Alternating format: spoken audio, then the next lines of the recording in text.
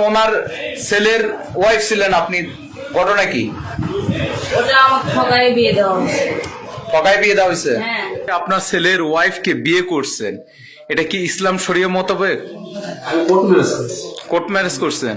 এবার আপন ছেলের বউকে ভাগিয়ে নিয়ে বিয়ে করার অভিযোগ উঠেছে শ্বশুরের বিরুদ্ধে। এই ঘটনায় এলাকায় ব্যাপক চাঞ্চল্যের পাশাপাশি সৃষ্টি হয়েছে কৌতূহল। চাঞ্চল্যকর এই ঘটনাটি ঘটেছে নওগাঁ সদরের রজাকপুরে। 3-4 মাস আপনার ছেলের সংসার করলো, তাকে আপনি বিয়ে করলেন কেন? আপনার তো বউ ছিল। সে অসহায়। ঘটনার বিবরণে জানা যায়, প্রায় 5 বছর পূর্বে নিজের ছেলেকে এই তরুণীর সাথে পারিবারিকভাবে বিয়ে দেন। বিয়ের পর থেকে ছেলের মানসিক এবং শারীরিক সমস্যার অভিযোগ তুলে তার সাথে সংসার করবে না বলে জানায় এই তরুণী।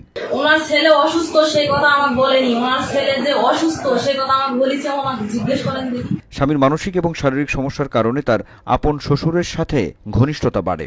ঘনিষ্ঠতার সেই সম্পর্ক একসময় রূপ নেয় শারীরিক সম্পর্কে। পরিবারের সবার লোকচক্ষুর অন্তরালে বেশ কিছুদিন যাবৎ চলতে থাকে তাদের এই সম্পর্ক। এক পর্যায়ে বউ এবং শ্বশুরের সম্পর্ককে পরিণয়ে রূপ দিতে তার স্বামীকে ডিভোর্স দেন এই তরুণী। চলে আসেন তার বাবার বাড়িতে।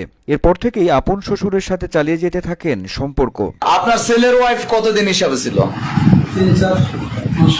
3-4 মাস। আলাদা বাসা ভাড়া নিয়ে এখানে স্বামী স্ত্রীর মতো বসবাস শুরু করেন তারা। পরিবার যেন কোনো সন্দেহ না করেন এজন্য আগে স্ত্রী এবং সন্তানদেরও সময় দিতেন 60 বছর বয়সী এই শিক্ষক।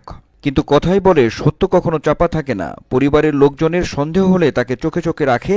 বউ এবং শ্বশুরকে তাদের ভাড়া বাসায় হাতে নাতে ধরে ফেলেন তার প্রথম স্ত্রী। বিষয়টা হচ্ছে আপনার ছেলের ওয়াইফকে নিয়ে আপনার স্বামী তিনি নিয়ে এসে এই ফ্ল্যাটে উঠে আছেন। এটা কতদিন থেকে আছেন? হাতে নাতে ধরা পড়ার পর বলেন 5 বছর পূর্বেই বিয়ে করেছেন। প্রথম স্ত্রীকে ডিভোর্স দিয়েছেন কিনা এমন প্রশ্নের জবাবে তিনি বলেন, ডিভোর্স দিয়ে শরিয়া মোতাবেক ছেলের বউকে সে স্ত্রী হিসেবে গ্রহণ করেছে। এখন এই স্ত্রীকে নিয়ে সংসার করতে চান বলে জানান তিনি। এটা কি আপনার স্ত্রীর অনুমতি নিয়ে করছেন? আমি তো আমার স্ত্রীকে ডিভোর্স দিয়ে দিচ্ছি। এই স্ত্রীকে উনি বলতেছে আপনাকে ডিভোর্স দিছে, দিয়ে আপনার ছেলের ওয়াইফকে বিয়ে করছে।